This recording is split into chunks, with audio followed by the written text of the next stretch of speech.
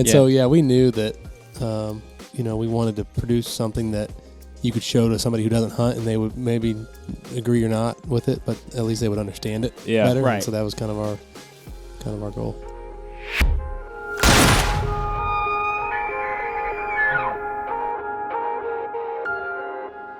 All right, what is up, everybody? I have Eric Barber to my right again, and special guest sitting across from us, Mike and Shawn from Heartland Bowhunter. So if anybody out there has been paying attention to outdoor hunting television in the last 14.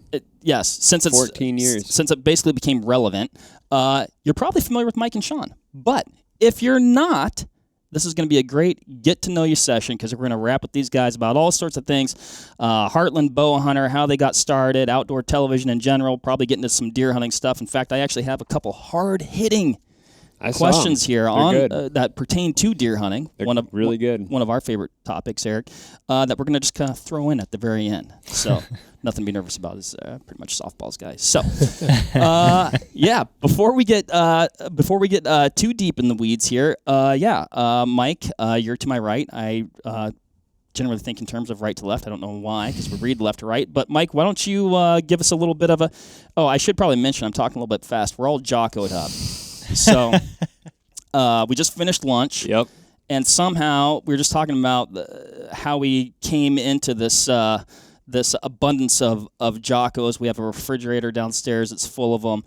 And so we'll decide. Productivity has been astronomical for Team Vortex here in the last, I would say, 60 days. Yeah. Thanks to Jocko Energy. We'll know at the end of this podcast if this was a good or bad idea. Yeah. For those listening right now, I'm sure it sounds like you're like going 2 times faster, but no, your radio settings are correct. But Mike, for those who may not be familiar, kind of get a little introduction here. Tell them about yourself, what you got going on. Yeah. So Shawn and I are born and raised Kansas City, Missouri area, just outside of Kansas City. Grew up together. We went to actual high school, middle school and high school together. Oh, wow. And just naturally started, hunting and hanging out because we were like the only ones really that hunted and like bow hunted in our high school. I felt like, anyways. We had a few other friends that hunted, but not as seriously as we did. And so, it's a long story, the whole start of HB, but we've been hunting together forever, and it's been a pretty wild ride the past 14 years. It's been awesome. I believe it. Shawn, well, I guess it sounds like you have almost the same story in a way. You've been connected at the hip since middle school, but pretty much. What about you? Yeah, I got into bow hunting because my dad, but we met in middle school, but we didn't really hunt together until high school, like you're saying, and started messing around with a camera, and just for fun. I'd rather not show any of those videos ever again from when we first started, for multiple reasons, not just how bad they were, but just, we were kids. Yeah. But, from there, it's amazing how fast it's grown and where we are today. It's wild, 14, 15 years in. Hard to believe, very hard to believe. So you guys had been filming since way back when even? Oh, just for fun. Yeah. That's how we started. Cool. Yep. Yeah, so that was like one of the first things I bought when I was a kid, like save up my money, and I bought like a little 2-man fishing boat when I was like 12 or 13, and then I bought a Handycam video camera and started filming all kinds of stuff, just whatever, anything. And one of my best friends in high school had a farm growing up, and we would always go hang out there and just do whatever. And we produced this like little mini for our junior high. We had a thing called the Dynacom system, and it was like the TV system for the junior high. Yeah, and we produced a mini series for the Dynacom of like basically junior high version of Jackass, like us just doing dumb stuff. I remember it. I wasn't even a part of that, but I remember watching just it. Like his dad, they would never allow this today and age, I'm sure. But like my buddy's dad had a old Ford Bronco that we would just drive around, and like we had like road cones that we'd just tie a rope to and ride, and we'd ramp it off the terraces, just doing dumb stuff. My buddy Emery jumped off the barn with an umbrella. Oh gosh! You know how you see like in the cartoons. I was gonna say, I pictured this differently. Did not end up that way. So I forgot all about that one. He had a my buddy Leo, whose property it was, had a skate a half pipe. Yep. they had built a half pipe, and so basically just kids doing a bunch of dumb stuff. But it was fun, and nobody ever really got too hurt, I don't think. So we're all still around to tell stories today. But anyway, so that's kind of how I got started, just filming stuff for fun. And then when I got my dad grew up hunting, but was not like Shawn's dad. It's like he didn't bow hunt. He was more the weekend warrior type guy. They do the annual deer camp, and so I grew up doing that. And I was just like, this is awesome. I love everything about this. I love the camaraderie. I love the hunting. I love being out in nature. I love all that stuff. But I was like, I don't want to do this one weekend a year kind of deal, you know. And in Missouri, we have a 10-day gun season, but they would usually do opening weekend, and then maybe, you know, my parents are in the restaurant business, so super busy, and weekends are tough. So, you know, he'd maybe make it down to deer camp like one other day, but that was it. So, with Missouri, we have a super liberal archery season. It's 4 months long, and I was like, all right, I'm going to figure out how to shoot a bow. So I went and got a bow, and this is before all the information in the world was available at your fingertips necessarily, and didn't know anybody else that really hunted.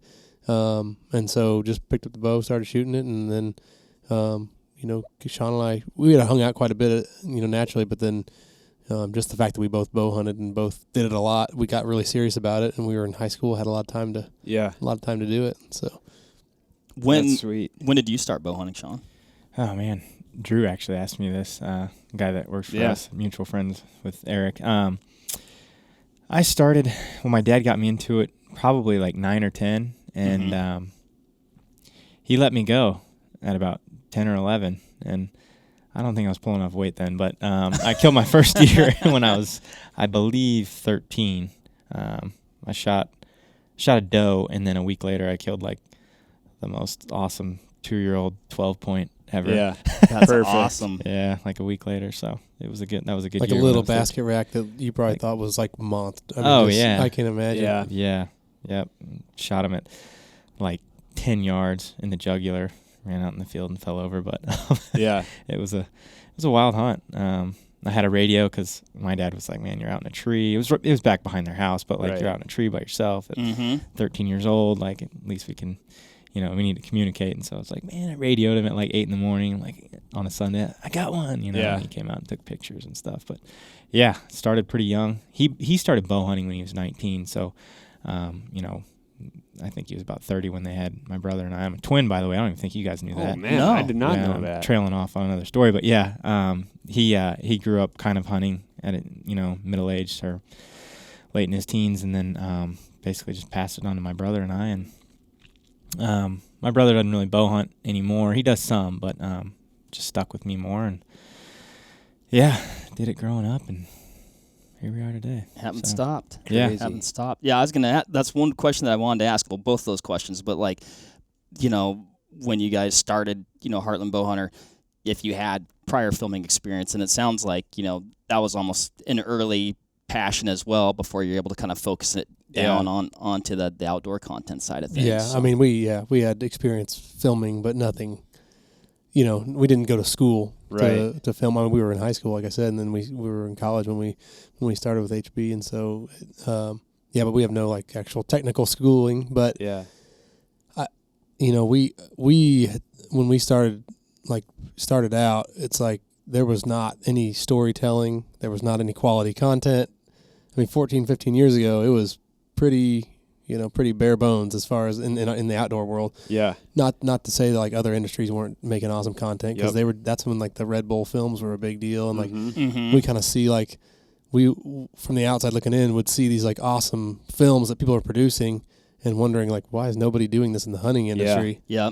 And that's one thing that we would always get asked, like people just, you're obsessed with this hunting, like I don't get it, like what, I don't get it. And so like, you know, we're like, well, there's an opportunity to really, you know, show what it's all about and really show the process that comes along with archery hunting. It's not, you know, it's very, very difficult to go out and be successful consistently if you're not putting in all the time and the work and the effort that comes along with it and the lifestyle that goes with it. So that was kind of where we saw an opportunity to kind of do something a little bit different, and that's, you know, what it takes obviously to make a splash in this business. So. Yeah. I mean, I know like at the time when you guys came onto the outdoor content scene. Like it was revolutionary. Like the cinematography and just the layout and the format and the editing and the storytelling really, bucked the trend, or really what was what I call, the standard outdoor TV formula, right? Like it was very different, very,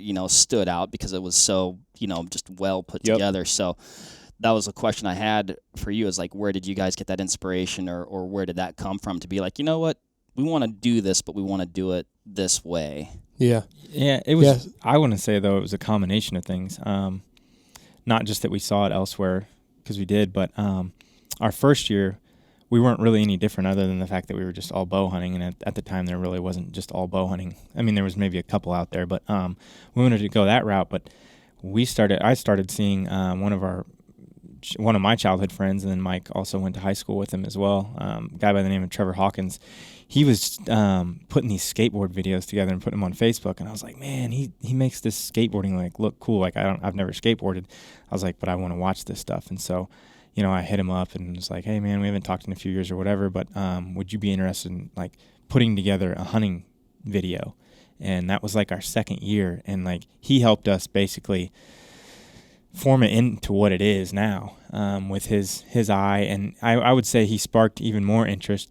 We had interest in filming, but like he's really sparked an interest in storytelling behind the lens for us. And he produced the show for, I think 6 years. Oh, and, wow. Yeah.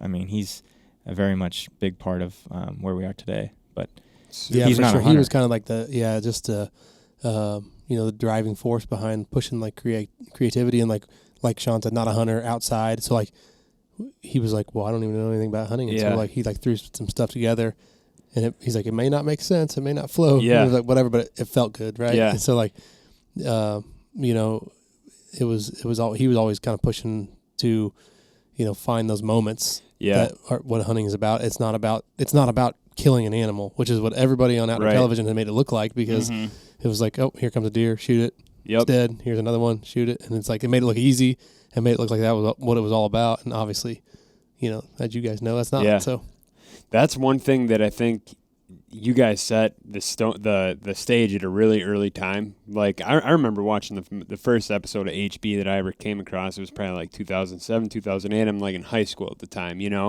And to your guys' point, back then hunting TV was like, oh, buck walks in, gets shot. How many grip and grins can we get into one episode? And there's nothing wrong with that.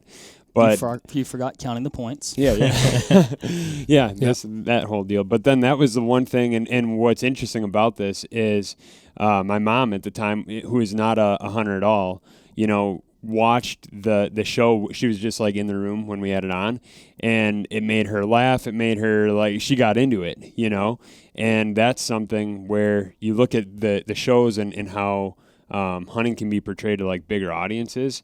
That's something where I think you guys probably not even intending to do that, like open up hunting to new people, did that just by showing it in a way that made it relatable.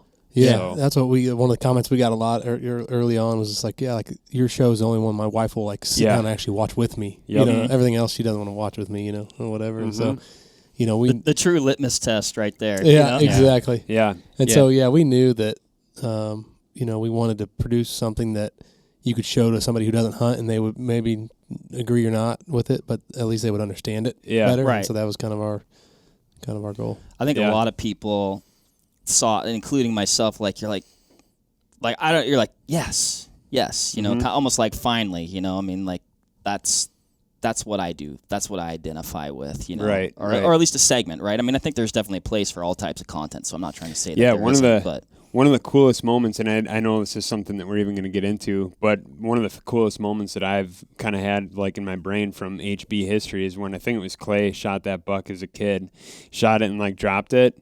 And his reaction when he turns around to the camera and he's like, oh my gosh, he starts crying right away. It's like if you're a bow hunter, or if you're a hunter in general, or anyone that has a true like passion for something, hunting related or not, you can't watch that video without instantly knowing that kid is feeling like this rush through him, Yeah. And that's something that a lot of shows like weren't capitalizing on at the time. And since you guys came onto the scene, it's just there's a lot of that, and it's put hunting media in a better place, Yeah. which is cool because that's such an important thing that, it's going out to everybody. And that's the lens that I think a lot of creators need to look through. Mm-hmm. So, yeah, I mean, I'll just add to the compliment factory here. But on the side of the fence that I was on for a long time, people out there producing, outdoor television content, and then, later on maybe YouTube, or heck, even I was, handling some of that stuff back when, DVDs were still a thing, right? But after you guys kind of made that splash and really were a trendsetter, you would often hear, and I think you've heard this as well, Eric, because you come from an outdoor content background, but what it'd be like somebody with an elk-based platform or something like that. Well, we're going to be like the Heartland Bowhunter of elk hunting. We're going to be the HB of this or the HB of that. So, I mean, you guys definitely kind of set a new standard and gave at least a lane of outdoor content that was, a direction that people could go that, a lot of people would identify with and enjoy. So, I don't know. That's always pretty cool. So, I'm going to back up a minute. Yeah. What was and maybe there wasn't a singular moment, but what was it like, or what was it when you guys we want to make it a hunting show? Was that just you're sitting in a room somewhere or college, or what was that like? Hey, let's make a go at this. I think it was when we had, Shawn mentioned to you earlier that his dad had a manufacturing background, and Shawn and I were we had the handy cam, and we were we want to try to make some cooler films, maybe not necessarily TV level, whatever, but we bought a tree arm to film and get better content, and the one we bought was $100 Gorilla tree arm, and literally it was worse than just freehanding it. It was squeaky and loud and jumpy, and it was terrible. And so we started kicking around ideas of manufacturing our own through his dad's machine shop, and that's what we did. And that's how we got started in our foot in the industry, was manufacturing tree arms. Really? And so through that, we had talked to some people that had shows already back, when they were filming, 15 years ago with the big heavy cameras. They needed a big bulky tree arm. And so we developed and manufactured and sold tree arms initially is how we got our first start. But then our idea was, with our group of guys, mostly just friends and acquaintances in the Kansas City area, was to just kind of get together and capture as much really high-end footage as we could to promote the tree arm. That was our initial thought. Yeah. And once we did, we just, after that first season or two, we had, so much good stuff. We're maybe we should do something more with this content rather than just use it to promote the product. And plus, we had talked to, Don and Candy Kiski and some of the other hunter specialties guys that were producing stuff for Primetime Bucks. And the people that understood the industry, we learned a little bit more about how it worked. And we're we could actually make a run at this and give it a shot. So that's wild. You guys still making that tree arm? No, we don't. But Shawn, we actually did the film. We do a film school every year, usually in the summertime, and we have guys come in from all over the country. And we did it a couple weeks ago, and Shawn has one of the original prototype arms that he actually uses still in the field. No way. We actually bought it back from a guy, though. There was a guy that bought one. I don't remember who or what he was filming for when he purchased it, but he contacted us a few years ago, maybe 2 or 3 years ago, and was like, I don't use this anymore. I don't even film hunts anymore. You guys want to buy it back? And so we bought it back because I was like, man, I don't have any more. It's a piece of history. Yeah, I still have one too that I use. Yeah, my dad has one, but I wanted one for myself, and we ended up buying it back because I was using a muddy arm, I think the Boss Hog, and it worked great, but I wanted to go back to that arm and use it today still. That's sweet. It's pretty awesome. That's awesome, man. He custom painted, this guy custom camo painted it, because we would anodize them black, and I don't know what kind of paint he put on there, but it holds, and it's just a custom camo job. It gets the job done really well too. So crazy. I had no idea. That's unreal. Yeah. That's super cool. So the film schools, that's something that you guys do annually. How many of those are you doing per year? Just one? Mm-hmm. Yeah. I did one at an event this past winter, but for the most part, it's just one film school that we hold there in Kansas City or Independence, Missouri, right next to Bass Pro Shops, or in Bass Pro Shops. I'm sorry. The people that go there stay next door, and then we have it at Bass Pro in their conservation room. Cool.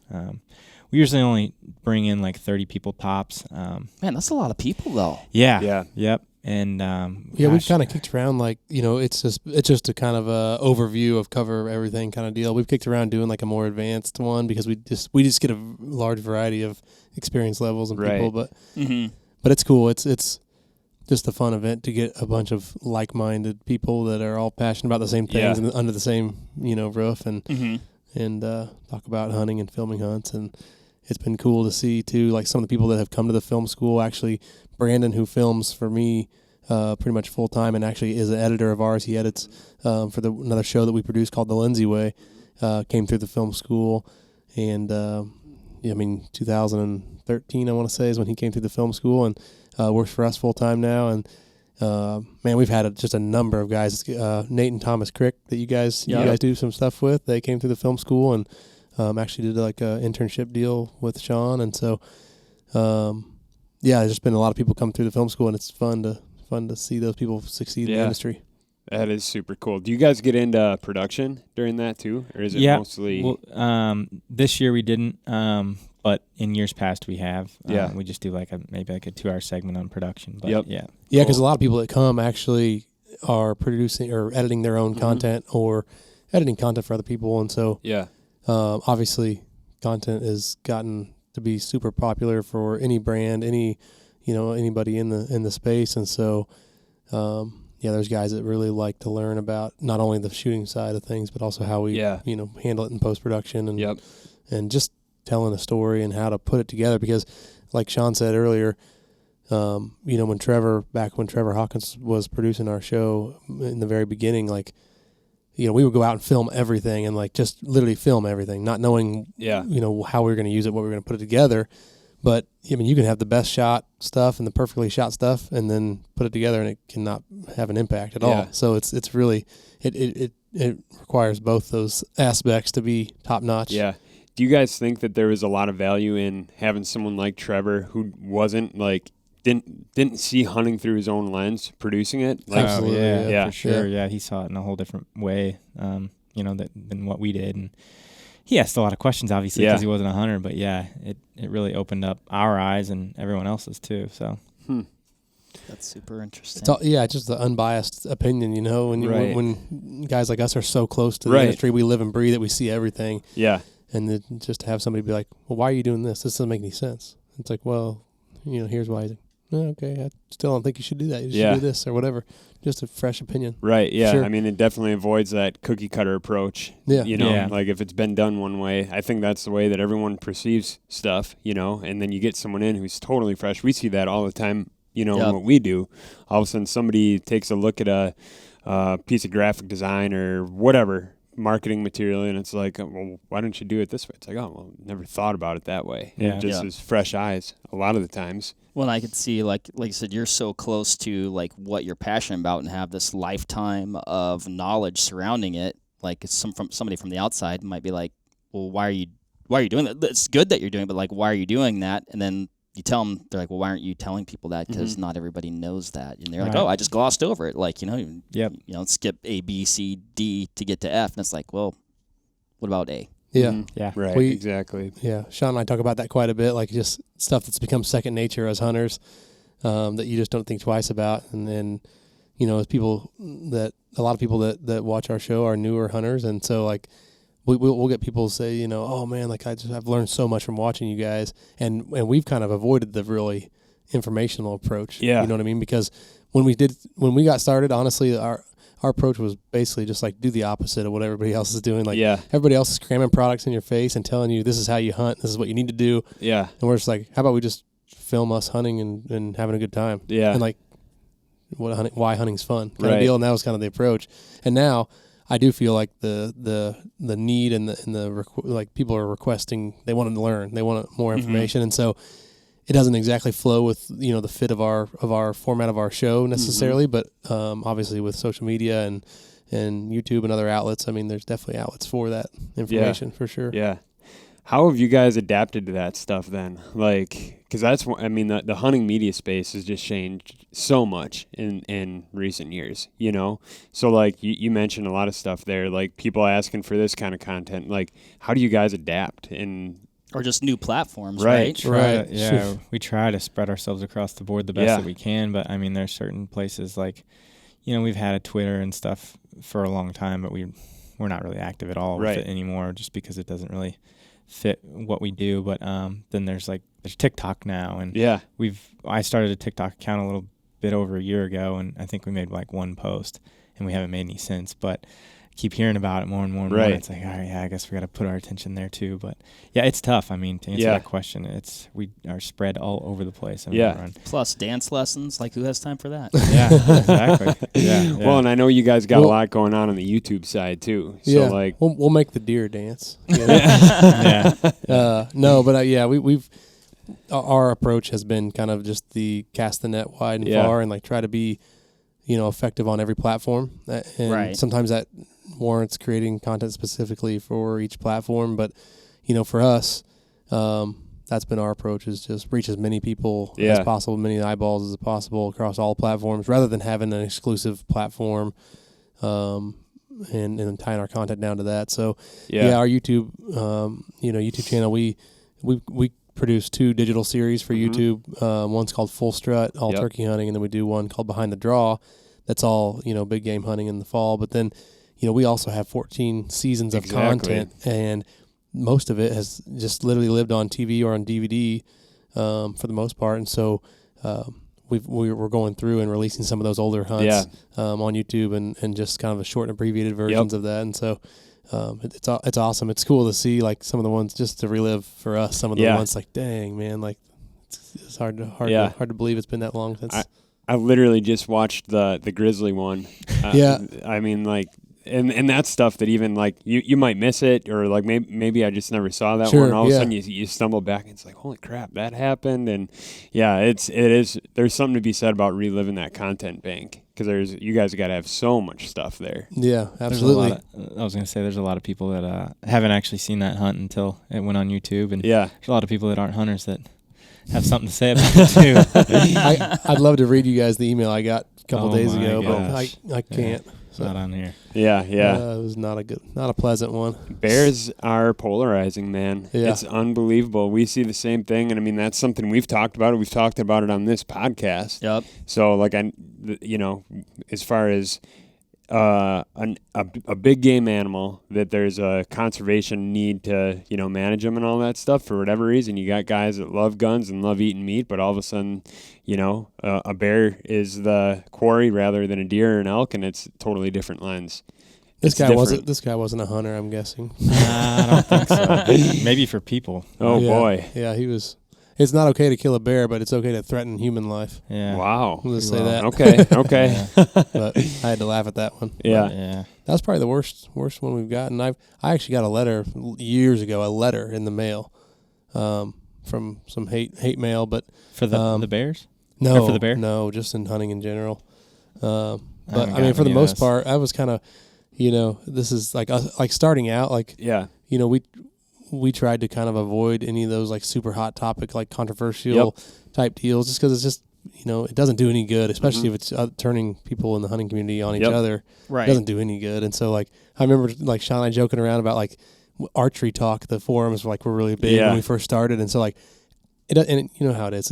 It's a forum, an online forum. So you got keyboard cowboys, people bashing, everybody gets bashed.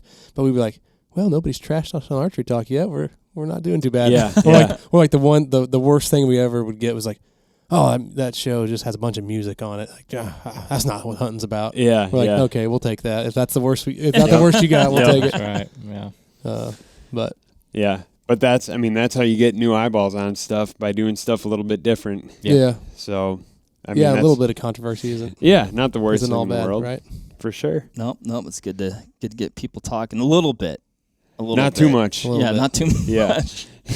But yeah, the whole bear thing, that is an interesting one. Like you said, Eric, I mean, somebody could be totally pro-gun and, love to eat a steak, and for some reason, that just trips like something that they're like, no, I'm not down for that, And you try to explain things in a, super positive, informative, non-confrontational way. I think that's, at least that's our goal, right? Or we even try to, at times, set the stage maybe before we post something, kind of here's the educational piece, to tie that in. Mm-hmm. And there's some people that they have their views on it, and it's not going to change. And that's, the beautiful thing about America, right? Yeah, so you're all entitled to your opinion. Yeah, So. That's exactly right.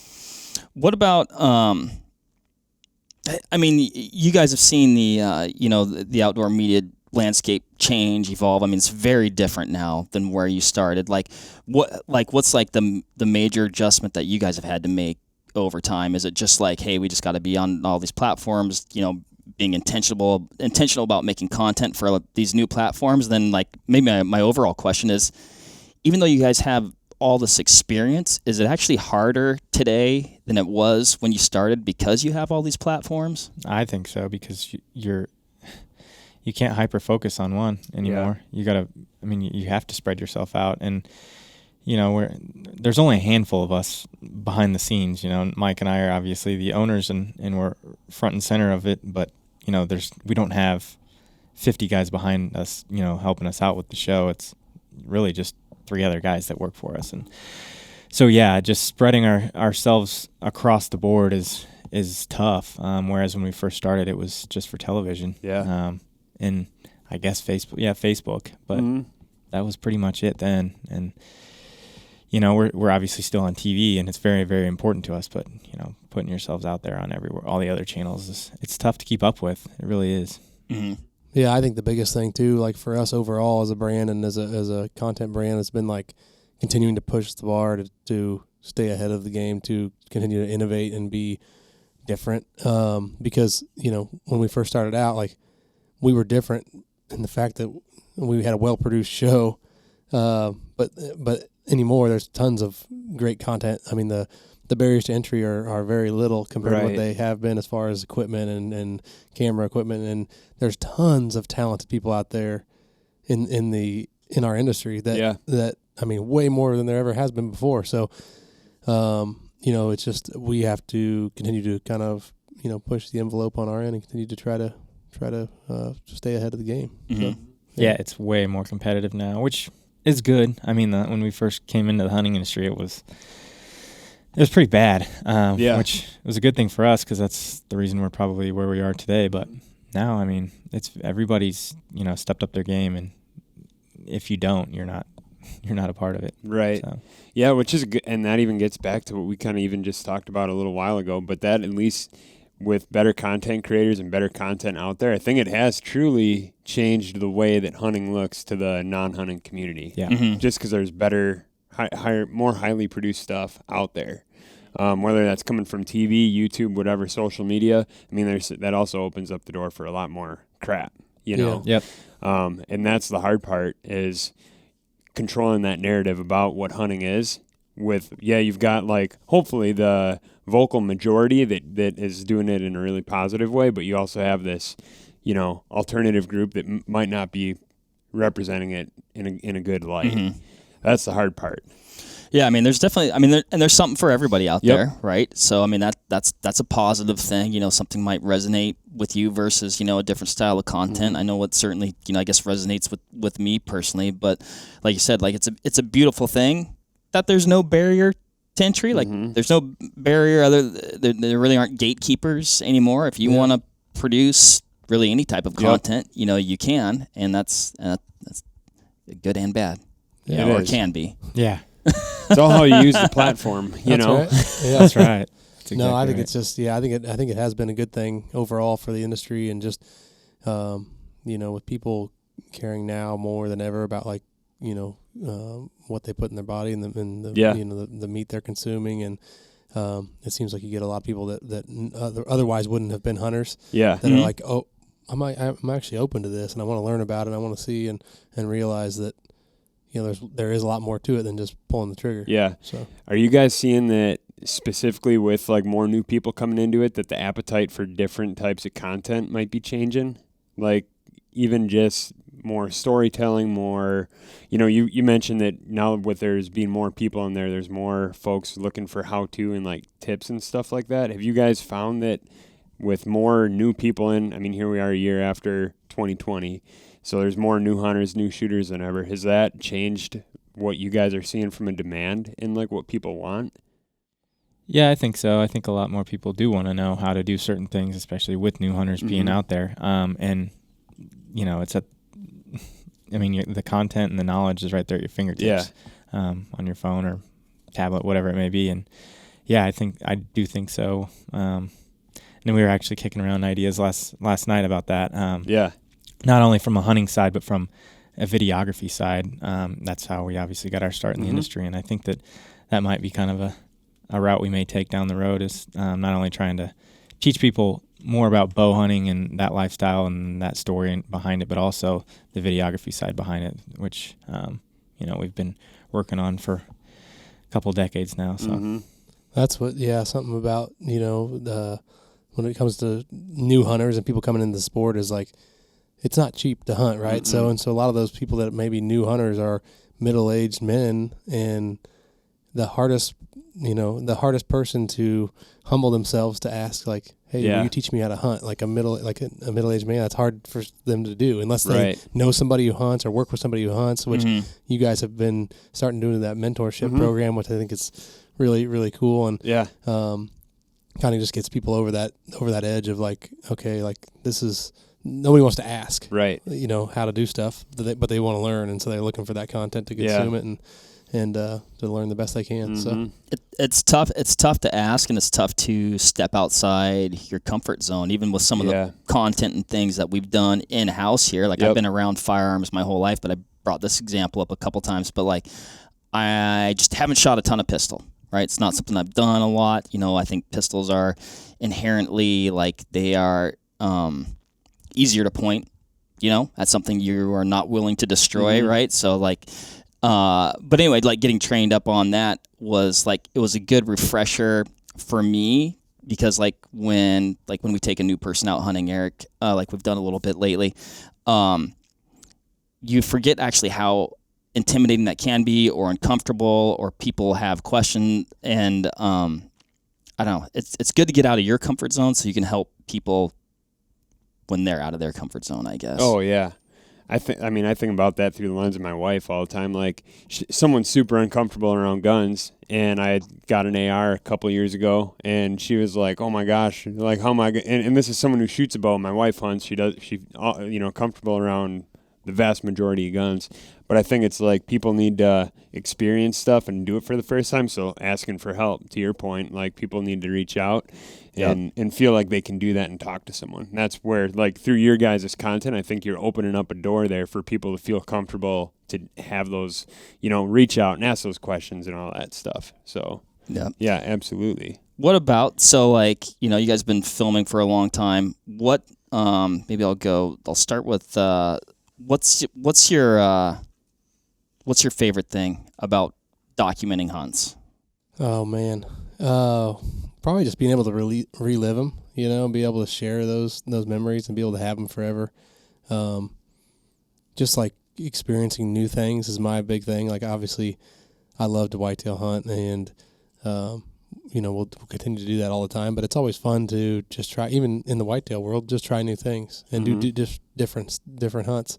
So we're fortunate enough to be able to travel quite a bit and see some new places. And so while there's always a lot of value in returning to some of the hunts that we've done, sharing deer camp with friends, and some of the people we've met over the years. We love to go back and hunt with them and do hunts like that. But there's also a lot to be said for just experiencing new things and kind of reliving those moments. Yeah, I'd have to say the same thing. I mean, we don't ever really go out in the woods without a camera, even if it was by ourselves. If I'm going out to just check a trail camera or whatever, sometimes I'll carry a camera. Maybe there's a shot I want to get, or photos, whatever it may be, or even just everyday life. My neighbor called me last month and was like, "Oh, there's a fawn in my fence right here laying down. I almost hit it with the lawnmower. You want to come over and see it?" And so I took my son over there and, took a little video and photos with him by it. But,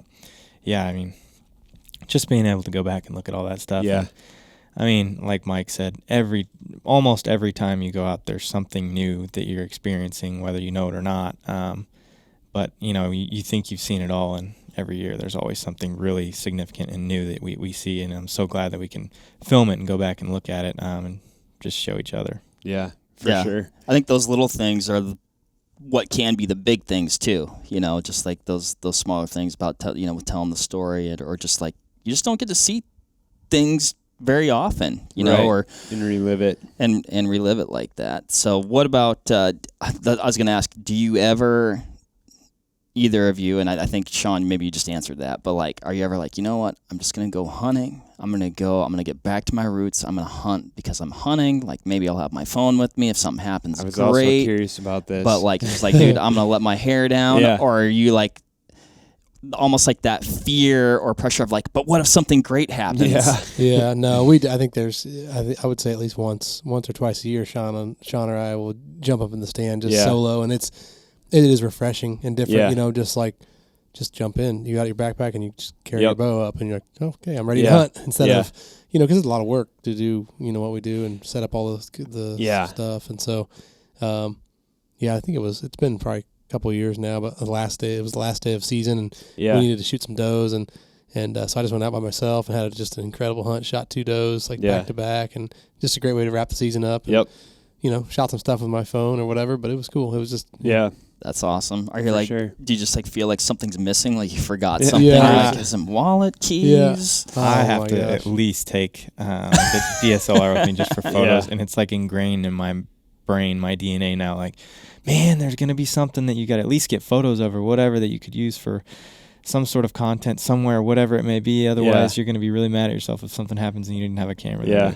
There, but that is some truth to that, because I mean, we're in the field the majority of the days in the fall, and there's only a handful of those magical days. You know what I mean? Yep. So where something happens, where we spend there's a lot of idle time. There's a lot of stuff that never sees the light of day. Let's put it that way. Yeah. I was getting ready to say too, like, I'd be lying if I said don't get bored in the stand sometimes. Yeah. So if I do have a camera there with me, I'll just mess around with that. And get from photos the or leaves, whatever. rack focuses here. Whatever it may be, yeah. What's the biggest thing, like Mike, you just alluded to this, that people that don't or haven't filmed hunts before, explain that process. Like, it's not get into a tree with a camera and you're ready to go. Like, I mean, so obviously, people ask us a lot of times too, like, what does your crew look like behind the scenes? And really, most of our hunting is done in a stand, whitetail stuff, so it's like just one guy filming. Yep. And so it's a lot of work for one guy to capture all that stuff. But so we each have a backpack. Most of them are full of camera gear and tree arms and stuff. So, I would say we get our system down and get pretty efficient, but I would say it's probably a good 30 minutes extra time to climb up. So usually Brandon will climb up first, and then he'll pull up the backpack with the tree arms in it, and then he'll pull up the other backpack with the camera gear in it. Then he'll pull up the camera. And then I'll hook my bow up, and then I'll climb up, and then I'll help him set everything up. Well, you gotta wait. You gotta wait till he films you climbing up. Oh, right. That's right. Yeah. Yep. And then, so then I'll climb up, help him set up the tree arms and everything, cameras, get everything situated. Then I'll pull the bow up and be ready to go. But usually 20, 30 minutes extra time. And actually, this happened opening day of Missouri season last year. And, first hunt of the year, in the tree stand. Yep. And so actually Chandler was tagging along, which is Chandler who films Shawn primarily. He was tagging along with me. And we go out, and it was opening day. And we go out, and I was like, let's meet a little bit early. It's first day. We got kinks to work out. It's just nothing ever goes as planned. And so he climbs up, same thing, pulls everything up. I get in the stand, and I'm helping him. And I thought I heard something. I look over to my left. I think there was acorns falling. And then I look, and I see a deer back in the timber. We're hunting over this food plot on the edge of this field. And I see some legs moving. I'm like, oh, there's some deer. I'm like, let's just be quiet. So we're, setting up. And the camera's at the base of the tree. He must have pulled up my bow first, and then the camera was the last thing for whatever reason. And I look up on the edge of the field. I'm like, oh my God, it's the buck, Floppy, the buck that we're trying to kill. He's right there. I'm like, oh my gosh. And I'm like, it's okay. He's feeding on acorns. He's just not bothered. It was, I don't even remember what the time changed and all that stuff. I want to say it was 5:30, and doesn't Super get dark till early. 9. Whatever. Right. Or 8:30. I was like, it's early, way too early for him to be on his feet. Yeah. And so I'm like, all right. And so we get the tree arm set up quietly, and I grab the camera, and he starts feeding out into the food plot. I'm like, oh my gosh. And so I pull the camera up while he's right there at 30 yards. Unbelievable. And he's looking over, and he kind of looks around, and I just stop. and the camera's dangling, and then he looks the other way. I'm like, I'm grabbing it, and so we get it up, turn it on. I hand it to Chandler. He gets the lens on, the longer lens. Yep. I grab my bow, knock an arrow, put my release on, like all this, like as fast as I could, but it probably still took like a minute or two. And he's just in the food plot. I literally grab my bow, like come across, and he's got out to like 55-ish now and walking away. And like I get drawn back, or maybe I didn't even draw back. I ranged him and he was like 60 and he walking away. I was like, oh. And I was like, well, the camera saved his life. You know, and I think we've had several. Why do you call him Floppy? Several instances, yeah. So his nickname's Floppy. He's crazy for several years now. He's had like both of his ears have, I don't know if it's like some sort of disease or they're damaged from fighting or cartilage, but they both hang down. Oh, wild. Yeah, and so he's a wild looking deer, especially after he sheds. Yeah. You know, he just like got droopy ears. Two droopy ears. So, and he's deaf. Yeah. And really? He's deaf. He's got to be. I mean. Yeah, that night he never came back. I was like, oh, it's so early. Maybe he'll come back through and eat some acorns. Never came back. Had several other encounters with him, all like in that same food plot, but he would always walk the same exact trail, 60-something yards from the stand, and there was really no great way to get situated. But I actually had an encounter with Shawn's dad. I was filming his dad, and I was like, let's go in there and give it a shot, and he come out and make a scrape, and he comes by, and Rex didn't want to quite shoot that far, 50-plus yards, and I was like, well, it was like almost, it was pre-rut. I was like, oh, hit him with the grunt tube, and just burp, and he grunts at him, nothing. And so I was like, burp, burp, with my mouth, to see if he'd even pick up his ears. Nothing, just kept walking. I go, hey! Like, literally, you can hear it, like, echo through the valley, and he just keeps walking. I was my gosh. I was like, no, he's deaf. Unreal. So I was like, well, we're not going to be rattling him in. Yeah. He's call shy. Yeah. He's something. I don't know. But he is still alive. I got pictures of him back in, like, probably March. Yeah. Like, barely growing. Haven't got any of them lately, but I'm gonna put out some corn and some cameras. How old do you think he is? He was at least five last year. So he's 6 this year. Yeah. So he should be, and he's kind of funky last year, but he was a nice buck, probably mid-50s. So he should be pretty solid this year, hopefully. But yeah, pretty wild. I don't think I've ever hunted a deaf deer. I thought about that. I was like, this is gonna be crazy if we do get a shot at him. Yeah, how are you gonna stop him? Well, you can't stop him, right? Yeah. And so.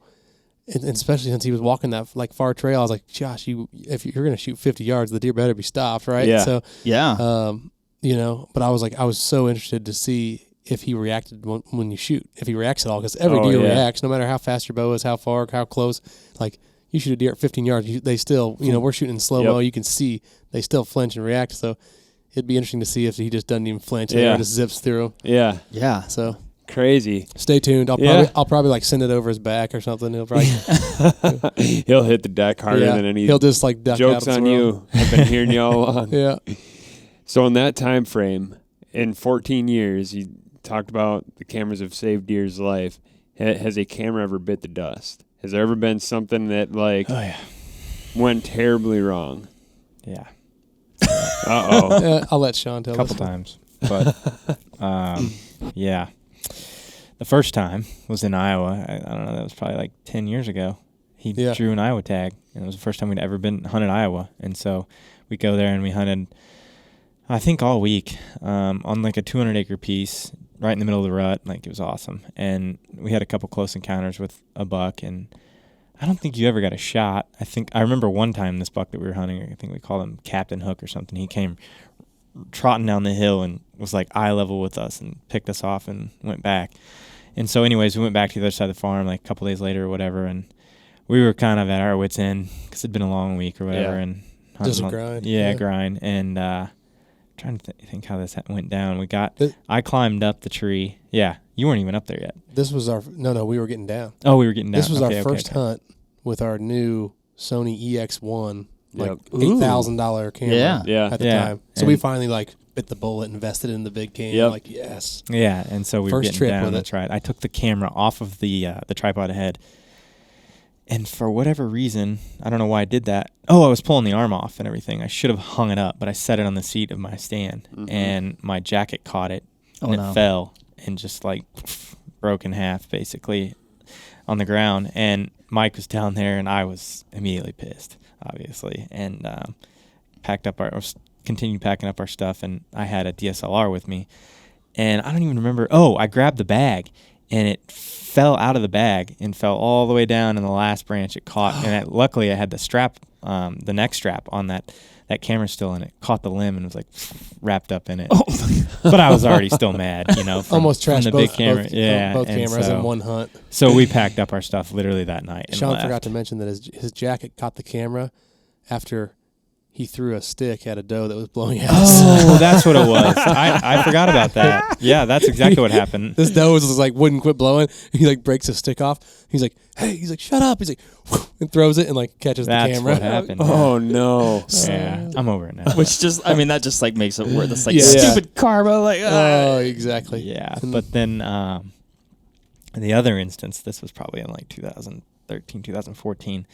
I was with Skylar, a guy that's on our show, and he was filming me, and we were in this little small elm tree, which is now actually dead, the tree is, but it was probably only that big, and where you had to put the camera stand was just a really awkward angle, which happens a lot, and we, at the time, were using like the bottom end of a lone wolf climber, and for the just the camera stand, because it was easy to carry in and everything, and so anyhow, it was on this awkward angle, and you had to like strap it really tight so it would fit the tree, and he was in that stand and it literally just buckled and like it stayed on the tree but it folded down.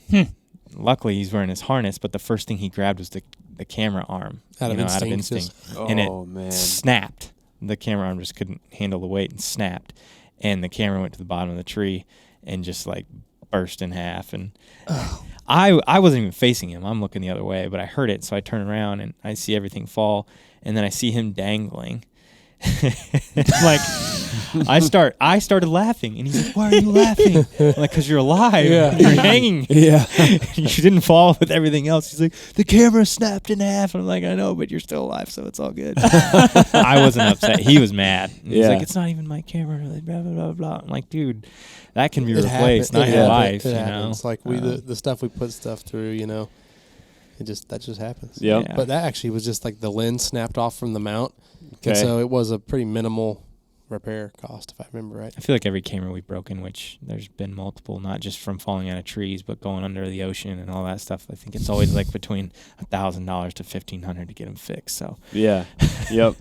Under the ocean. Yeah, I said we went to Alaska. Big bucks down there. Yeah, we went to Alaska for the first time. I think probably 2013, 14. I don't remember. And we were on Kodiak Island, and we went in December, which was a terrible idea too. And that's another story. Yeah, and so we get there in December, and so we get there in the evening. It was dark because it's daylight, only 6 hours out of the day. And we wake up that next morning at probably like 6 a.m. and the sun doesn't come up till like 9:30. And I was like, well, we're in the town of Kodiak. I was like, I'm gonna walk across the street there down to the bay, the harbor, and get a time lapse of the sun coming up with all these ships. And so I set up the camera and everything on the tripod right on the ocean. Oh no! Basically level. Oh, and I'm like, I know. I know where this is great. going. Yeah. Go back to the hotel and come back down like 2 hours later, and I'm like, someone stole the camera. Yeah. Like, the camera's gone, and I'm looking around, and I'm like, everything looks different too. Well, the tide came up, and oh no, camera was underwater. Yeah. It was only like a foot under, but it obviously ruined it. The time lapse was cool. Yeah. I bet. I was gonna say, so the SD card was fine, but unfortunately, he was using a intervalometer, which is like a remote that plugs in the camera, and it was hanging down like this much below the camera. So once the water got submerged, it killed the time lapse. Oh, bummer! But I was like, it'd be so cool if the time lapse you see the water come up at least part way. But it was still a good time lapse. Yeah, I don't know if it was worth $2,500 or whatever, but cost of doing business. Yep. That's a good reminder though. The tide does go in and out. Yeah. And I think people forget that, whether you've parked a boat or have set a camera outside at times. So especially in Alaska, their tides are crazy.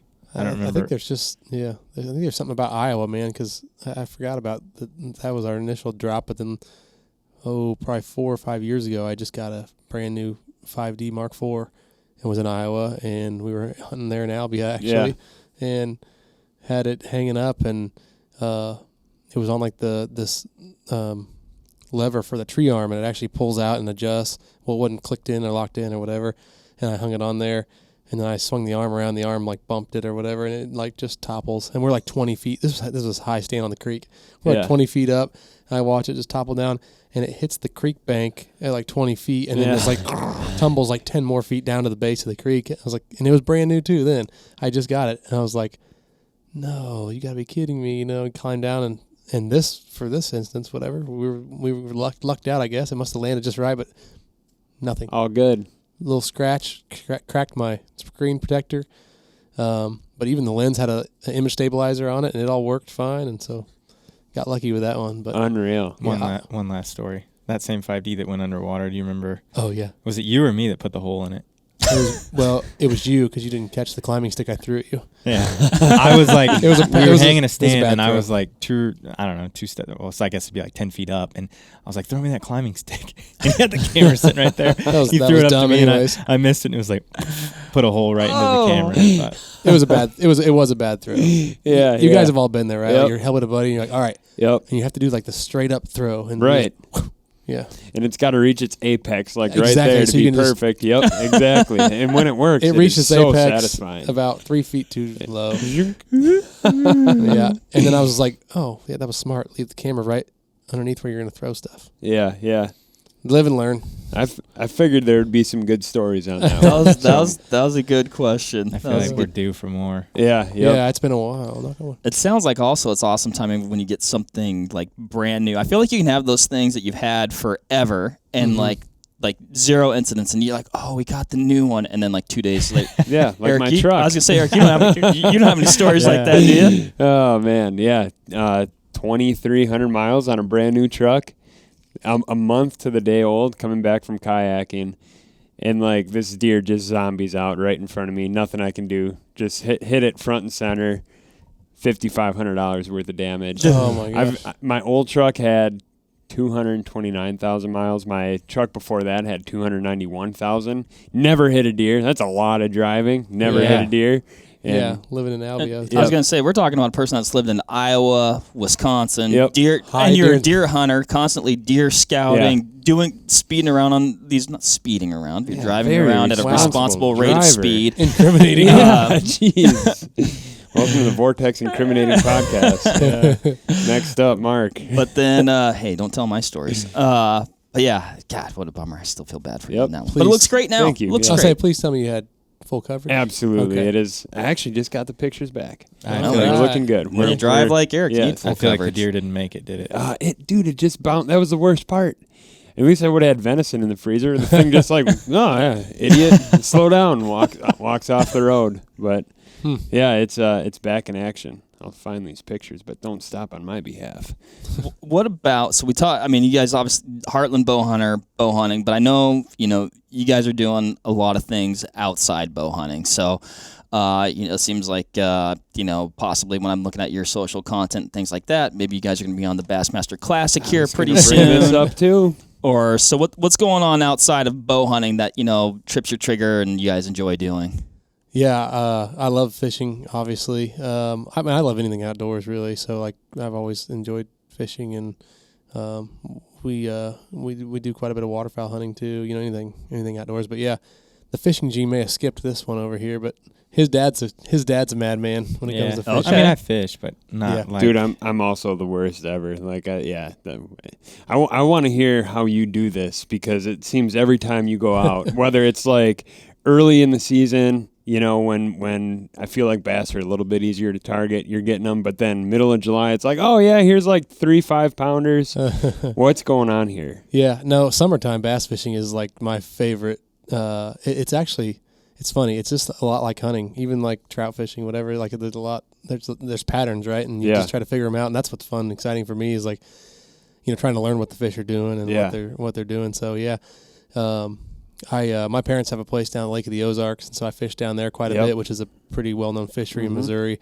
And then I live on a community lake in Missouri. We have like a weekly Tuesday night little bass buddy tournament. Yeah. So it's nice. like a 3-hour tournament, and so Nate and I fish that mostly most of the time. And we've kind of the past 10 years or so, Nate and I have fished a bunch of tournament stuff, just local in the Kansas City area. There's literally lakes everywhere, a bunch of different fisheries. They all fish a little different, but yeah, summertime. So the bass in the spring, they come up and spawn. Yep. and so they're easier to target. Yeah. You know, some of the bigger fish are eaten, and but then post spawn they kind of move off and get offshore and get a little deeper water, which is when they get a little more concentrated too. Yeah. Especially with some of the lake that my residential lake that I live on there, they get really concentrated in schools, and so usually when you catch one, you catch several. Yeah. And so if you can figure out what they're doing, figure out what they're wanting to eat, you can do pretty well. So we'll have to get these tips on what they want to eat off air because I'm insanely curious. Well, I was I'm not afraid. I that's what's funny is like one of my dad, a lady that works for my dad in the restaurant, goes out there, fishes quite a bit, and she's like, ask Michael what he's catching all those fish on. I'm like, I'm using the same thing that most people are using. You know, it's just a matter of, it's crazy. Like they're very particular, just like any animal. Like you got to throw what they want to eat, and you got to put it where they're at. Right. And like, so you're in the lake, you're just like guessing, like, you know, a lot of the stuff you'll see me fishing, like it's like I'm fishing in the middle of the lake, but I'm not, like, there's a reason why they're there. Yeah. And so with like technology and graphs and stuff, you can say that live scope, man.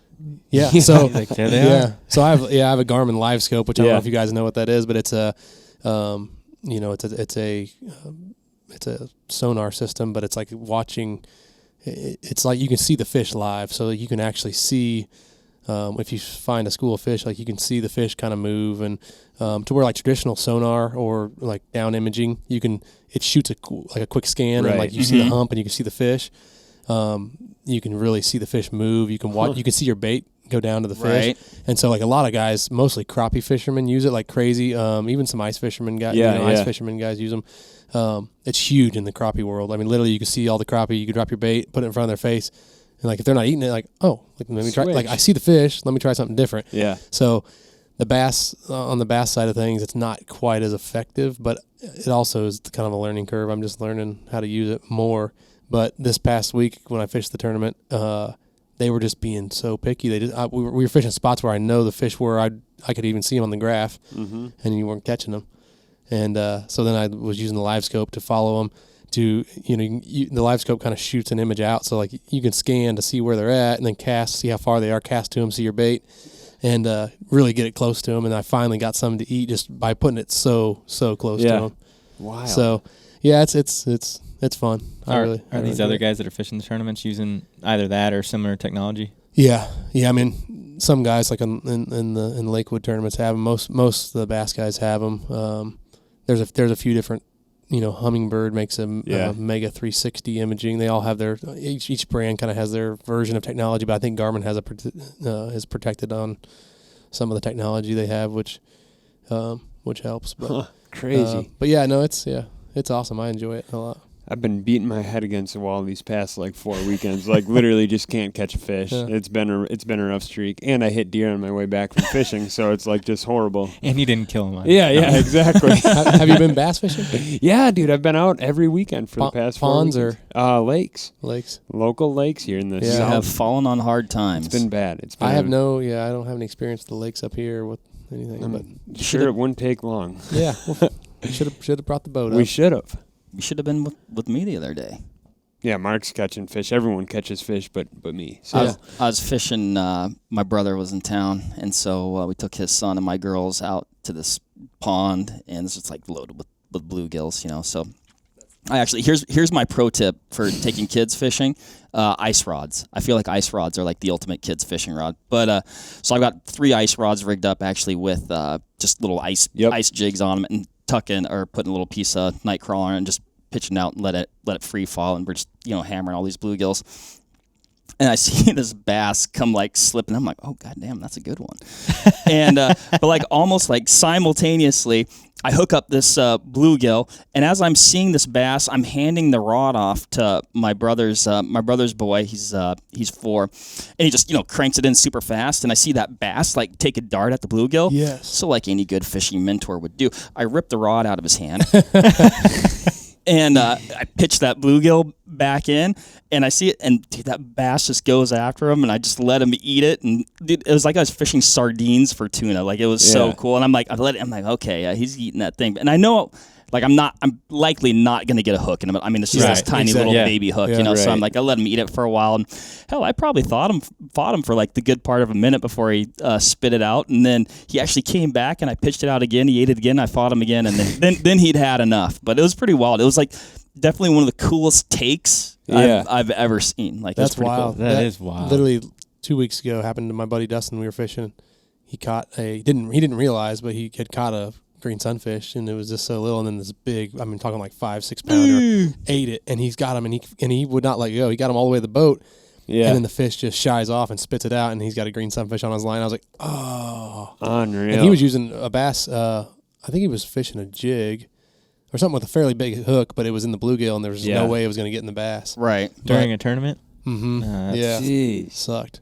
But it also happened to us in Alaska last summer. I was in Alaska. We were catching, what are those called? Well, you probably caught a lingcod, I imagine. So the lingcod was what we ended up catching. Right. Yeah, but we were, what were the little fish that we were catching? Probably a little baby halibut or something? Or? No, it wasn't baby halibut. It was rock bass. Bass. Okay. And so we were catching rock bass. You could catch quite a few of them. And when you talk about fishing in Alaska, it's just like grocery shopping, man. Like we were out there, so you catch 2 halibut a day, 5 rockfish a day, whatever, all the limits, and then all the salmon and trout. And so when we went out there, I'm like, we weren't messing around. We were like, all right, we're going to fill the freezers. Mm-hmm. I brought back 90 pounds of frozen fish. Gosh. But anyway, so we caught a rock bass. Yep. And then, boom, you just feel this something from the depths take the rod and just fight and pull up this nasty looking, I don't even know how to explain it. It's like a catfish, like a flathead catfish merged with like a tiger striped something. I mean, just the craziest. Pretty good description. Yeah. Well, cue up the link, would you? Yeah, right. I'm curious. We'll post a picture. Yeah, they are gnarly. Seriously, I'll show you guys. It's insane, but yeah, they grab it and they won't let go, and like you can literally pull them in the boat and their jaws are locked, and then as soon as you have to like pry them with a knife and boom, pop them off. But they are incredible. Did you ever eat them? Have you caught them before? Oh, it's probably, if possibly, the finest eating fish on the planet. It's good. It's like it's almost like a lobster or something. It's like dense really and dense. sweet. Yeah, and it's good. I've only caught that's them. That's them right there. Yeah, there it is. I've only really caught one good one, and I caught it. We were trolling for salmon and hooked up a small halibut, and it just latched on and just slow reeled them in right into the net. I think you got to be. It's probably a good idea to be a little bit more gentle with them because they can just let go. You don't have those hooks in them. But yeah, that's they're a cool fish, and they are crazy teeth. Look at the teeth on the thing. Holy crap! Yeah, I mean they are a predator. They won't snap the line with their teeth. No, using a heavy duty leader. Probably a dumb question. Dude, that's a good one, man. Yeah, that's so cool. Biggin. Yeah, those things. I mean, they are. I mean, this one was. I think there was a slot limit if I remember right. So I think this one was too big to keep. Yeah. Huh. And then we caught some that were keepers, but. Yeah, it's definitely a tightly regulated, species, and those rockfish, they grow so darn slow. They can be, depending on, I think they can be susceptible to, over harvest at times, or so you got to be careful with them. But I'm not a rockfish biologist, so that's about the extent of what I think I might know. But they're cool, man. And I always think about that environment down there under the water because it is like. Dude, that's no mercy, man. Yeah. I mean, like you said, you hook up one of those fish, like the instant it starts to struggle, like you are on borrowed time down there. Like, yeesh. I don't want to come back. Brutal. I don't want to come back as a rockfish, Eric. It's just crazy. You just like set the hook, and every time you pull something in, it's different. Yeah. You gotta. Well, then, then you're like, well, what kind is this? Can we keep this one? No, put it back. Yeah. I caught a ginormous goldfish. I can't remember what they're called. Oh, probably a yellow eye rockfish. Yellow maybe? eye. Yep. Yeah. Jeez, yellow eye. You are just a fisher. Yeah, you are the Alaska fisherman. Yeah. Like a giant goldfish, but these were like, I guess every year in this area of Alaska, it just kind of depends. But this year in that area, they were not allowed to keep any. So you had to do what's crazy is you see their like stomach because they're so deep, like 300 feet. That's why their eyes pop out too. Yeah, and so you have to do a deep water release. So they have these, basically a giant hook with no barb. Okay. And then 3 1-ounce ball weights that you hook it through the mouth and it just pulls them straight down to the deep, and then your line's on the back of the hook, so you just pop it out. Yeah. And then the fish swims off. Really? So, It's amazing they can live. It through that. repressurizes them. And so, a lot of people, it's kind of controversial. Some people were saying, like, oh, the deep water release, kills them anyways. But they've done some studies, and it's really effective. Really? Actually, like 90% survival. Or something. So that stomach that's, then contracts and goes back into their... I think that's actually their air bladder. Their air bladder, sorry. That's coming. Yep. Yeah. I know my dad... They look... I mean... It is amazing if they can indeed come back from that, because like he's looking a little rough right now. Yeah. Oh yeah. They do. My dad caught a huge northern jigging for walleyes in the middle of summer and came up and its stomach was in its... Really? A walleye? Yeah. Well, no, a northern that he caught while fishing for walleyes in like 40 feet of water. I guess either way. Brought that thing up and it that's was wild. Yeah. So that's what's going on. I had no idea. I'm like, holy crap, this thing was like dying. But not the more you know. Once again, you thought it had some sort of pre-existing condition. Yeah. Don't eat it. They do that with bass too. Like really? in tournaments when guys are catching them really deep, and they come up and it changes their deal. And so like you put them in the live well, and they won't be able to sit upright, and they'll end up dying if you don't fizz them. So you just you basically put a needle right below their throat. I've seen for that lack of a better before. term, and it lets the pressure out. Huh. And then they survive, no problem. Interesting. So, that's wild. It's wild. Just sea surgery. Well, you ever dive down in like a deep pool? And your ears start popping. Dive, it's crazy. The pressure is no joke. Yeah. I mean, it's wild. It doesn't take me very long to like 10 feet. And I'm like, for sure. When I was up in Alaska this last spring, I tried jumping in, unfortunately unsuccessfully. So my sea cucumber mission continues, Eric, but I bobbed around in the Pacific for like 2 hours and low vis and anyway, whatever. But every time I'd try and kick down, man, about 10 feet, and I was trying to clear my ears, but I was talking to DJ. He's like, you got to start clearing your ears like way before you start to feel it. He's like, if you're feeling it, then it's too late. I'm like, oh, okay. Yeah, I've never figured that out, how people clear their ears. I've never been able to do it. Yeah. He says I guess there's, Giannis from Meteor was talking about the Frenzel method, which is almost like you're clearing your throat. When I was talking to DJ, he's like, I just still plug my nose and blow. So. Interesting. Anyway. Yeah, those guys at free dive are nuts. Yeah. They go so deep. Yeah. So deep. And hold their breath for so long. Yeah. That's wild.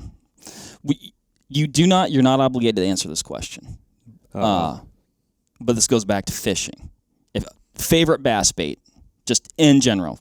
You're given one bait for the rest of your life. Oh, I'm not afraid to say. I mean, I use a jig. I mean, that's like my favorite. It's about confidence, most of it. Yeah. I mean, sure, technique and stuff, but usually when you find fish, they'll eat several different baits, whatever you do. But I fish a jig more than anything, just because it's pretty versatile. Yeah. But.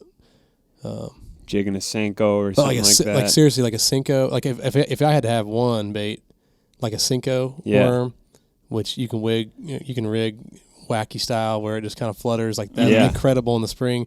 You can Nico rig it, which same thing, just put a weight in it, and so it goes down deeper. Mm-hmm. You can fish a Senko Texas style. Yeah. I fished them. I fished them when I first discovered the Senko, which changed my life. Now I feel like the fish are getting onto the Senko pretty good now. I feel like at least in some places, they've seen it, been there, done that. But I was actually at the iCast show. This was back in my Cabela's days, and that's like the fishing show in Vegas. It was lovely, 116 degrees outside. Going on right now. But I was talking to I fish a lot of Gary Yamamoto baits. And I was talking to those guys, and I swear that was like he's like, oh yeah, we just developed this, like it's really cool, you should try it. The guy gave me like 4 packs of them, and I'm like, well, how do you fish it? And he's like, well, you kind of don't. And I'm like, what do you mean you don't fish it? He's like, you cast it out and let it sit there. I'm like, this guy is full of like, how do you like not fish a bait? Yeah, it's like the best bait. I love that thing. But I always fish them Texas. Like I've fished them wacky before, but I feel like Texas, like they stay a little bit more weedless. Like I like the way they cast, like kind of inline. I don't know. You are an expert caster. It's unreal. Eric. You can put like this up at... I got lucky one time. At 20 yards, and he'll like drop it right in there. It did happen one time. Yeah. Like it was like actually perfect. I was like, Eric, watch this, and I'm like, here, and then I pitched it right in there. So that was one time. Why don't you guys fish with the banjo minnow? The banjo minnow, baby. Dude. They are genetically predisposed to bite it. That's exactly right. Yep. I'll never forget. They got my money when I was about like 7 or 8 years old. Oh yeah. I remember those commercials. I'll never forget the bass just chilling in the tank and just boom. Yeah. They Couldn't help have themselves. to bite it. They have to bite it. We haven't fed them in 6 days. They have to bite it. They are hungry. They didn't provide the why. Yeah. They just said, hey, they have to bite it. Yeah. Dang it. Oh, man. Marketing at its I was finest. just gonna say that's good marketing. Now, the way We're we still market, talking about it. stuff that we market is not. It's all true. Okay. Yeah. Exactly. There's different levels. The arrow has to hit the deer. In the vitals. It no never matter misses. what. Just pull the trigger. Yep. I need that. I will buy that. Whatever that is, I will buy it. Well, you guys showed us that rangefinder that locks on. Oh, we're not supposed to talk about that. Deer lock technology. Yeah. Stay tuned. Bringing it back to deer. Yep. We're gonna probably tie a bow on this thing since we're over time. You guys are so easy to talk to, and you're so close. We should do this more often. Yeah. Couple deer questions for you. Favorite day to hunt whitetails. Go ahead. Mine's easy, only because of the results speak for themselves. But like November 7th is my favorite. Ooh, yeah. Man, just because I've killed a couple nice bucks on November 7th. Yep. But I've said it before, and I've been wrong on it before, but I've also been right. I would say October 30th or October 31st, Halloween, right in there. Just because, for me, I feel like bucks are so much more susceptible, at least mature deer, right before that first doe comes into heat, or right as she's about to come into heat. Because they're not locked down with any doe anywhere. They're just out seeking, and if you get the right weather, right conditions, and everything, it's just, for me, it's been pretty awesome. That makes a lot of sense. Eric, you're big time whitetail. I'm going to ask you this too. You're not getting off the hook. The last 3 years, it's been November 2nd. 3 years in a row. November 2nd. That's a good date. It is. It's been good to me. I'm going to go with the 8. I'll include Mark, you. I'm going to go with it was the 10th. Yeah. Because I've killed a couple nice bucks on the 10th. Yep. But then I killed probably my biggest buck on the 8th. Yeah. So I'm going to go with the 8th. It seems like, for us, Missouri gun season usually is opens the 12th to the 16th-ish somewhere. So the week before. Because once Missouri gun season opens up, the landscape is forever changed. Yeah. Yes. So I will. So the week people ask us all the time, when if I'm taking vacation, when should I do it? And if you're hunting Missouri, that week before gun season is usually the best for sure. I'll go with. Go ahead. I was gonna say I'll go with Shawn a little bit. And you guys hunt whitetails a lot harder than I do, but some of the craziest activity I've seen has been on Halloween, though. Yeah. With just a lot I would going agree on. with that. I've wanted to kill a Halloween buck all my life, and now that I have young kids, it's those opportunities are diminishing. Right. Maybe a morning hunt, but I'm not hunting the evenings hard, usually. Yeah. I agree, man. I never thought, pre having kids, I'd be like, no, dude, I'm not giving up Halloween to hunt. And now I'm like, oh no, I'd much rather see my girls in a princess costume. Yeah, I don't know, but my rationale there is Wisconsin's very similar season structure to Missouri. Yeah. And I think a lot of people take off that first week in November, obviously. And last year it was November 2nd was on a Monday or a Tuesday. I think it was a Monday. And then the year before that was a Sunday. So it's early in that week before a lot of people have totally ransacked a lot of the spots that I'm at, and you're getting it when obviously they're at the rut is at a very good phase, but people haven't wrecked things yet. That's finding the happy medium for sure. Yeah, if you're hunting public stuff where hunters are going to take off, right, and hit it hard. Yep. I know so many spots that I hunt spots that definitely get some traffic, but man, dude, it's this last year they were on blast. Yeah. It was just Sure. a revolving door of folks going in and out. Okay, this one might be a little bit harder.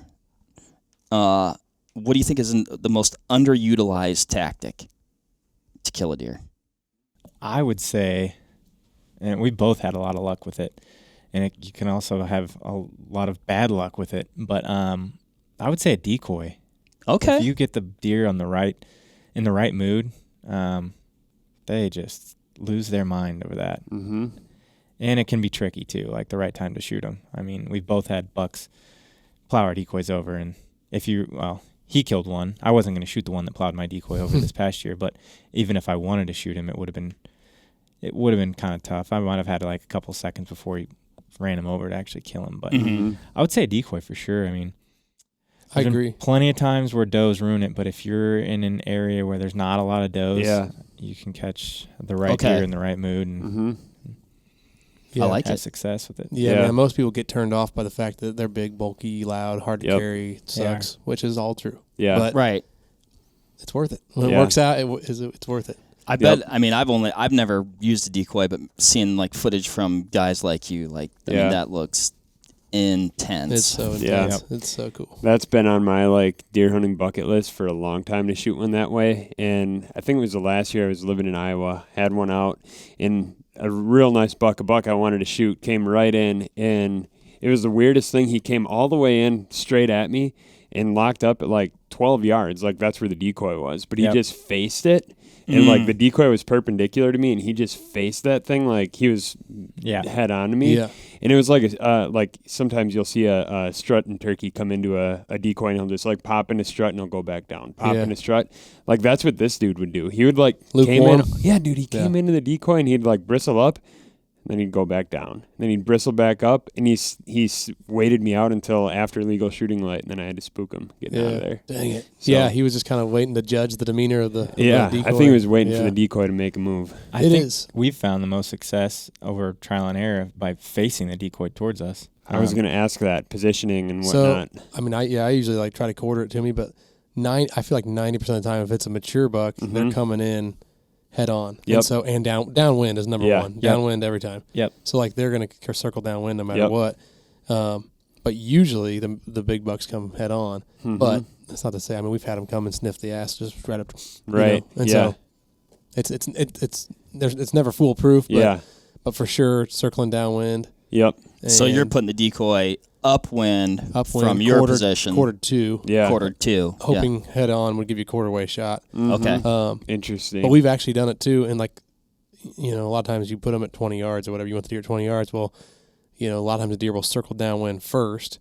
And so you can actually have it too close to you as well. So if you get the decoy, Shawn killed the buck one time. We had it too close, and the deer came behind us to get downwind of us. Luckily, Shawn was able to shoot him the second he like paused and smelled us. Oh wow! Shawn shot him, but it was not ideal. I mean, it was we were lucky that we got the shot off. But, interesting, but I like it. Yeah, it's fun. I did it this year in Kansas on the ground. And Ooh.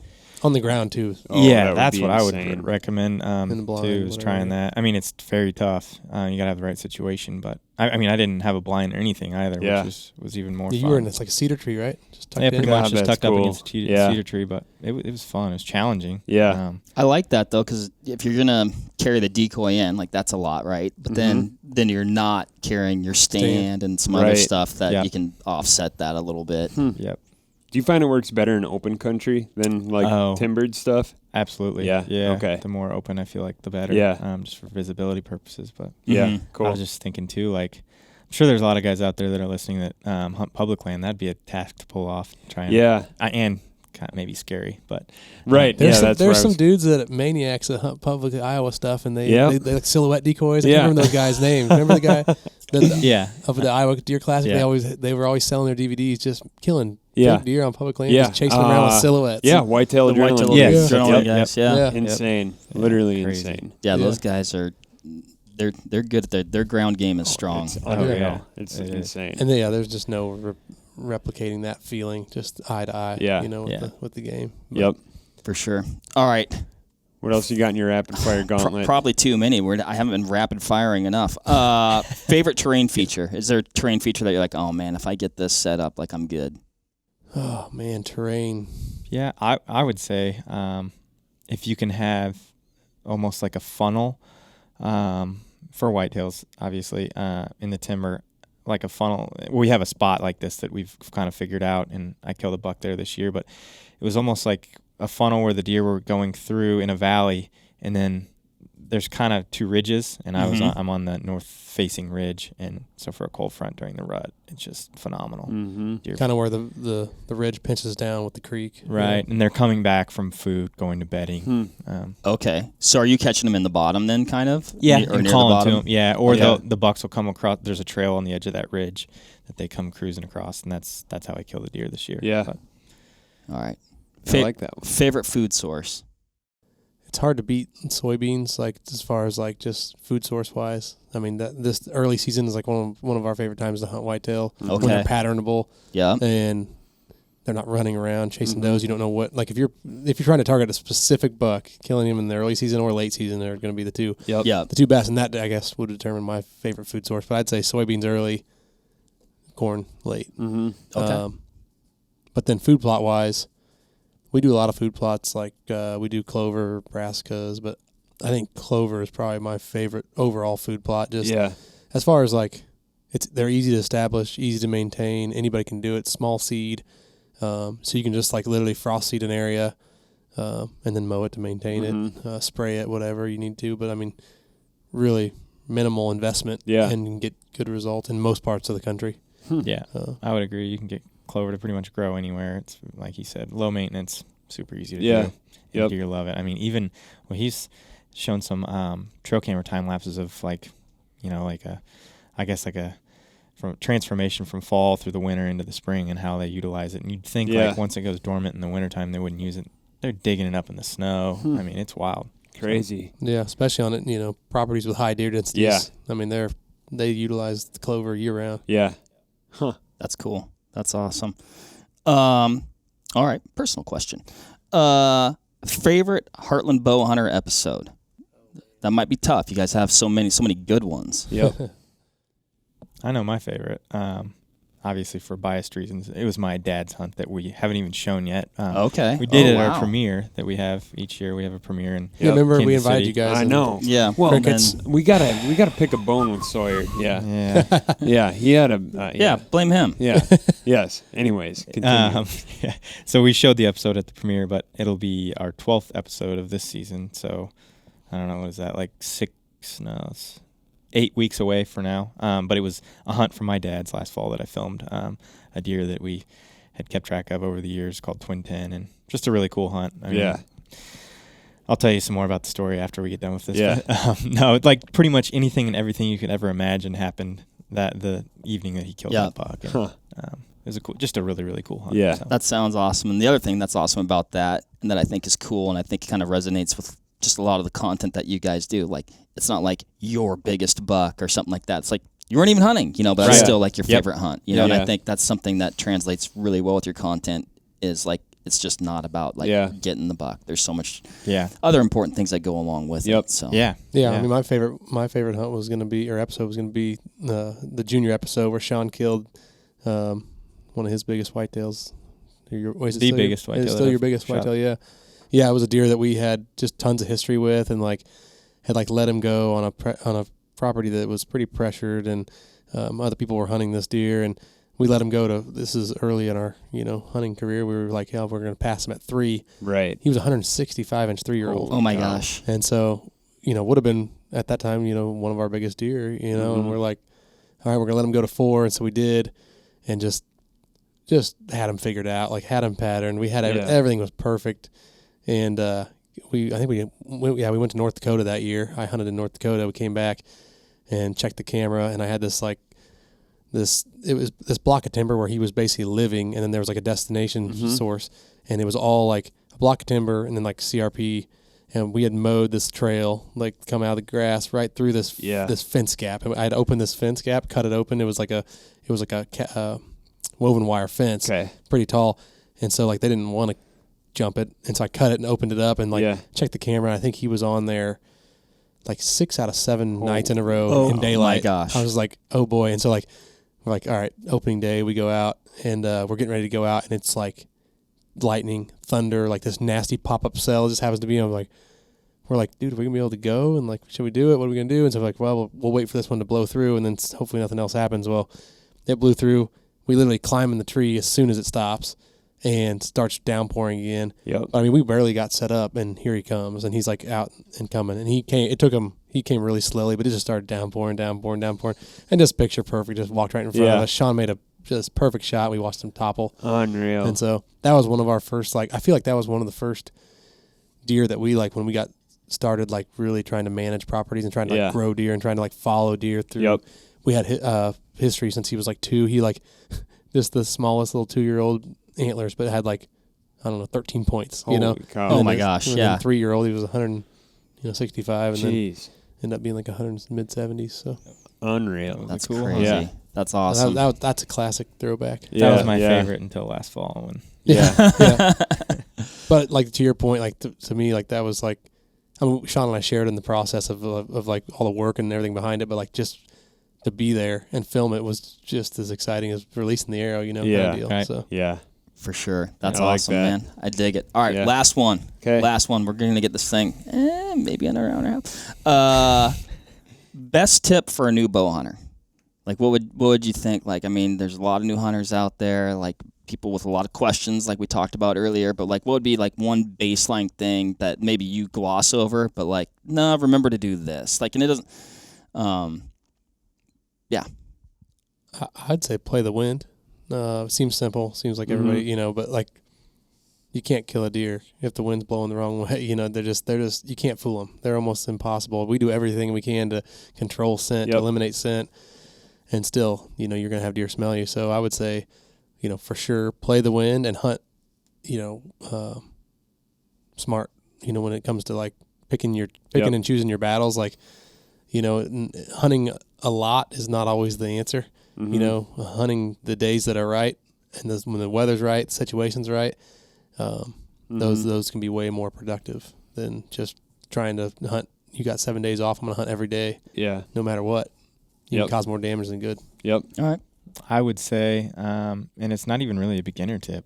I mean, I didn't quite figure this out until a couple years ago, but I started carrying a little Allen wrench set in my glass pack. I put it in the side of my vinyl case and carry it with me because you never know if something's going to get knocked loose or whatever. You see, everybody bangs their stuff on certain things, whether you try not to or not. It happens. But my release has come apart, lost a screw's fallen out or whatever, or about to fall out, and having that Allen wrench set with you, can definitely save you. That was a pro tip. Yep.